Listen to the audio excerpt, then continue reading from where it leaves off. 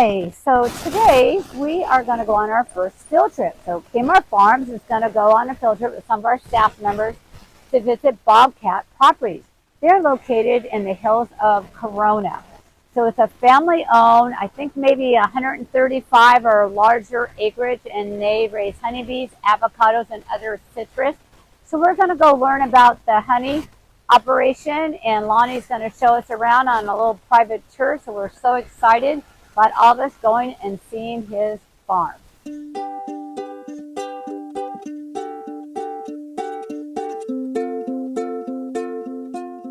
We're just going to someone's house. I can give a little history on it. It was originally 2/4 sections, so it was 320 acres that went down into Corona in the 1860s. It was incorporated or homesteaded before Corona was incorporated. In the 20s, 30s, and the 1800s, this was a running river all the time. So the sage is very sporadic. There's some that's in well. What was that old building? It's an old barn. This was a roaring river out of the mountain. Wow. Absolutely just treacherous.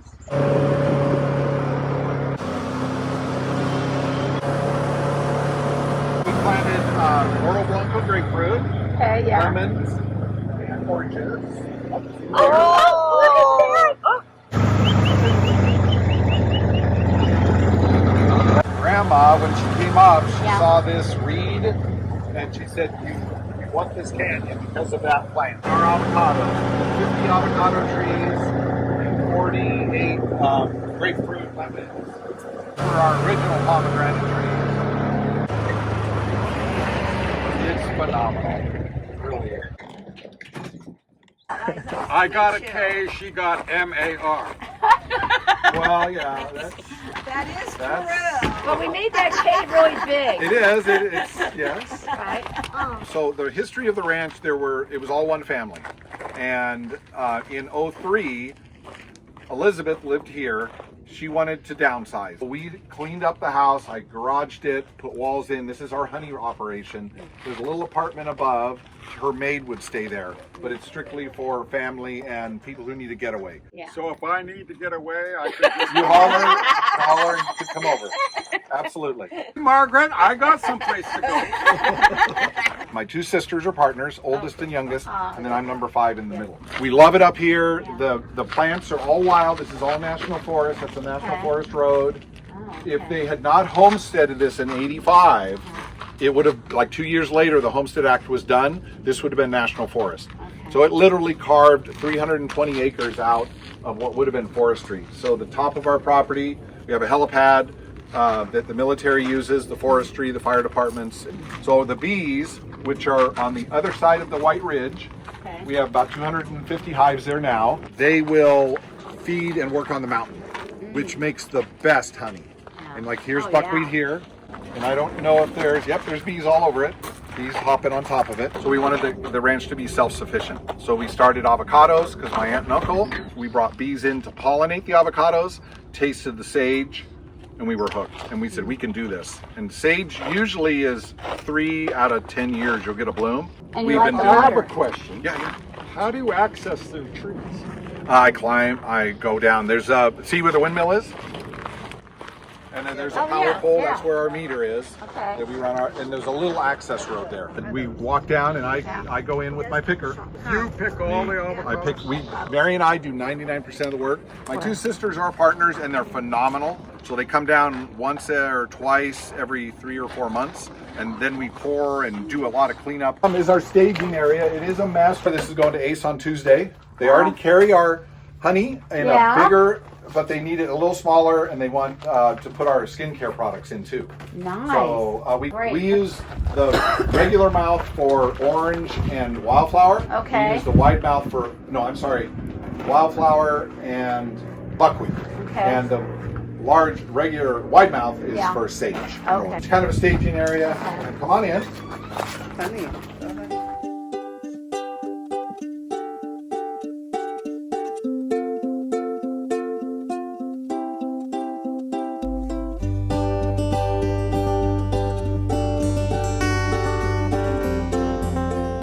Normally, like for buckwheat, we may get to do buckwheat this year if we get a good enough bloom.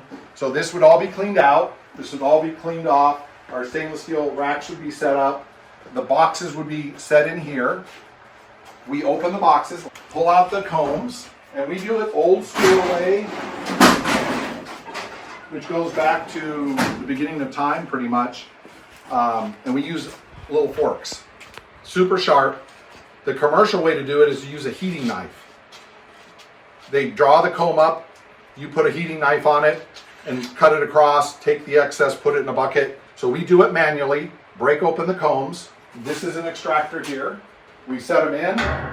It's like a centrifuge. It spins, the honey goes to the wall, comes out the spout, into a bucket, into a barrel, and then we store the barrels in the other room. Then when we need it, we bring the barrel back in, pour it off in the buckets, and then put them out here and dispense them. Wow. Do you have a beekeeper suit? I do, in the other room. Sometimes you need it and sometimes you don't. That's the trouble with bees. You never know. Each hive is different, and just like people, they're different personalities. Bees can be really aggressive or they can just be really mellow. And when they swarm, let's say if we came into this room and there's a swarm hanging here, they're at their calmest. They're not defending their home. They're waiting to send the guard bees or the scout bees out to find a better home. They don't want to be exposed under the tree, under your front doors, any of that. And when they're flying and swarming, they're at their calmest. They're full of honey because they took honey from their hive that they were living in. Usually 60 or so % will leave with a queen. And they're gorged on honey to last a few days so they can start making honeycomb. So don't swing at them. Once you swing and swat a bee, the pheromone's in the air and then it's game on. It's an attack pheromone. So we use our waxes for our skincare products. So that's sage that you have there. That was our first place winter batch. And honey changes colors. When you're in a store, it's all regular honey because they blended it so that you as a consumer don't freak out. So buckwheat honey can be dark, it can be light, it changes. Each bee set of bees lives 6 weeks, and just depending on how they are genetically made up, who the queen is mated with, they can be aggressive, they can be lazy, and then the weather changes, the water amount, just like wine for your grapes. That all changes the outcome of the product. So we have some sage that is like this color, which is phenomenal, and then our really light. Yeah, super light, and then we have some that's a little bit darker, and it's all sage, but this was phenomenal tasting. So, Lonnie, what fairs do you go to show your tag? Oh, we only did the Orange County Fair, Okay. and we did it years ago. I'm a competitive person, so I don't like to lose, Yeah. and I didn't want to be embarrassed. So we entered our skincare line and our honey, and we come up and look, and nothing. Didn't win a thing. So I'm ready to walk away, and the lady comes over. She goes, "No, you're looking at the jelly department." She goes, "You won everything over there." So we go over, and we literally swept every award they had for our skincare line. But we won 1st through 3rd on the skincare, 1st and division win. Our wax was 1st place because beeswax. What's that look like, the beeswax? So if you make a candle out of that, it's not going to burn very well because this has tons of pollen, tons of honey, tons of propolis, royal jelly, all the good stuff, which in a skincare product is phenomenal for your skin. But to burn, even with a soy wick, I put a thick, like almost 3/16 inch wick in it, and it wouldn't burn consistently. Okay. But when beeswax burn, candles burn, they are phenomenal. Okay. They just smell great. Most churches demand it because it's negative ion, so it discharges the air and the dust drops. And then when they clean, they've cleaned up, the dust. It's floating in the air. And we have a friend make our soaps. That's our honey soap, lavender eucalyptus soap, and honey oatmeal. Smell? So you say like buckwheat, how do you know which? Well, it's by the bloom in the season. So last 2 years, because we had so much rain, the sage orange blooms first, then sage, then buckwheat. So do each one of your boxes of the bees, you mark on it, this is a Nope. buckwheat No, box? no, It's the time no, of it's the where year. they go, and it's the time of the year. The time, so Oh. so if buckwheat's in season, then they're All of them go yeah. there. Oh, okay, all right. And no, that's the fine. trouble too with like organic, let's say organic honey. It flies, it's a girl. All worker bees are girl bees. Oh, The males eat and mate, and that's all they do. And they have to be fed. The nurse bee has to feed the male bees and the queen. If this is a queen and she gets sick, she becomes infertile, she gets damaged just genetically or something, the worker bees will stop feeding her and she'll die. Then they'll produce a new queen. Now the males the same way. The drones, certain time of the year, they just eat. And if you open a hive up, you take the top up, and the drones are really big. They're usually going in circles and they're buzzing real loud because they make a lot of noise. They want to be fed. So all they want to do is feed and fly around and mate. If the queen has produced too many drones, that's super bad because they'll eat the food which is for the babies and the future. What about the thief that comes and takes it? Well, that's a good question. So on a box, you have your bottom board, your bottom box. That's where the babies live. Your next box is their supply of honey. You put a queen excluder so the queen can't go to the next box and lay eggs. And then that's all excess honey. So this is their honey, we leave, and this is there for the babies, and they just keep producing.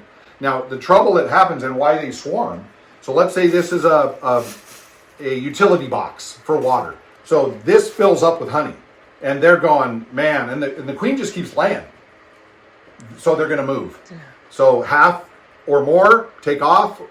She either leaves or a queen that's been hatched out leaves, and then they have to fend for themselves. And that's a vulnerable time because another hive can come in because this hive is confused. They can sense within hours that there's no queen.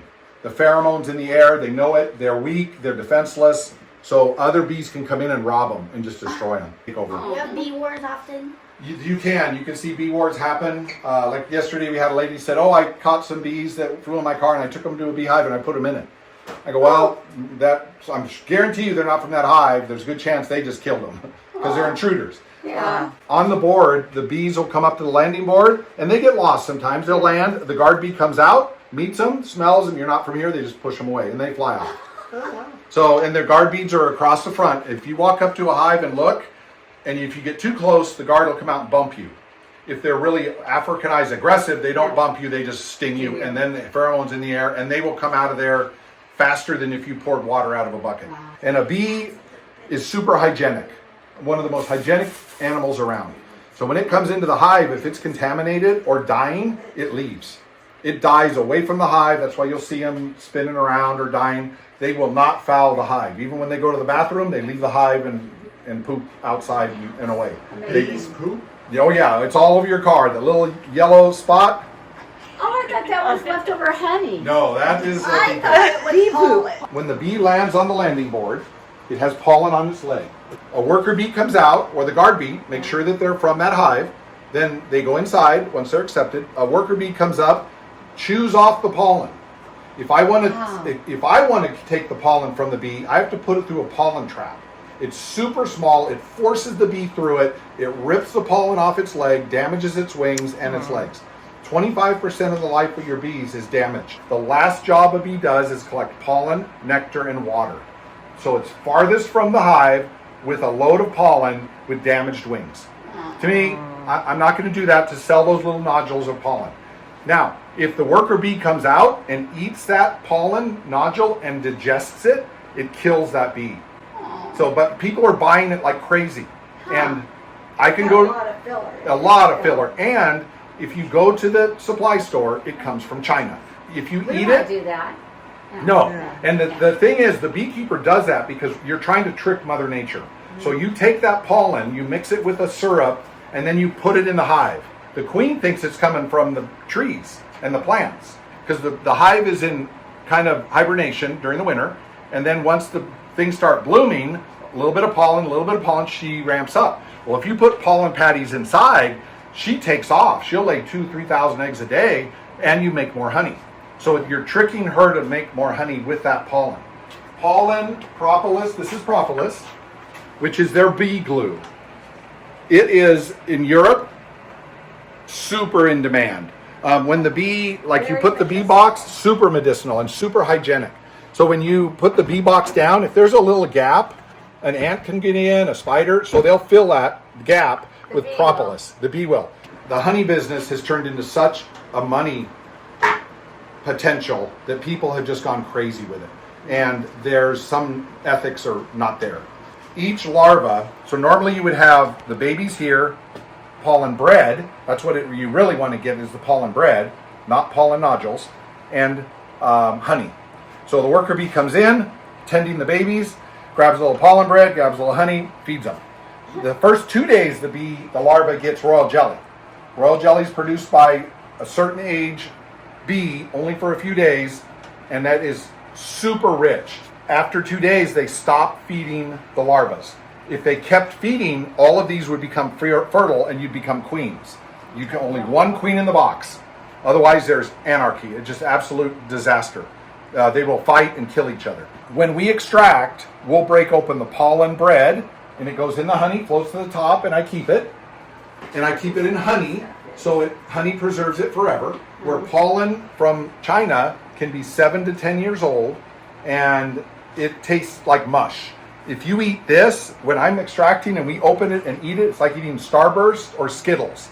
It's like, wow, oh man, and it's different flavors from different flowers. The royal jelly, I have to take the baby out and kill it, throw it away, and take less than an eye drop, and then put it in a jar.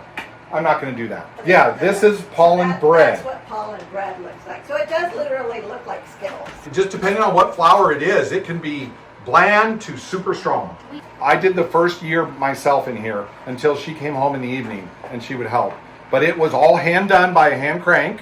Then I automated it, so I put on a Timken motor, Timken belts and all this, and I automated my 4-position extractor. Just powered it up, but then that didn't work very well. So I told Mary I need to buy a bigger extractor. And so lo and behold, Saturday, a guy walks up to the market and says, hey, I got a machine in the garage. Totally. Really? And I said, really? I go, what? Does it have the yellow sticker on it? Which Dayton is a yellow sticker right there. Dayton's been around since like 1850s. And it's a lifesaver. This is a 1980 model. It's 1 year after they went from galvanized to TIG welded stainless, and that's what you want. By law, you have to use stainless. They used to use galvanized, but honey reacts with galvanization and is poisonous. And then we opted, this is a 12 frame, I opted for the 24 frame. Wow, look at that. This one is super nice, and we run them both, and what's neat is when we pull honey out, one frame can be beautiful sage, the other one can be a little bit of maybe a different wildflowers, and then I'll separate them and so I can keep the honey separate.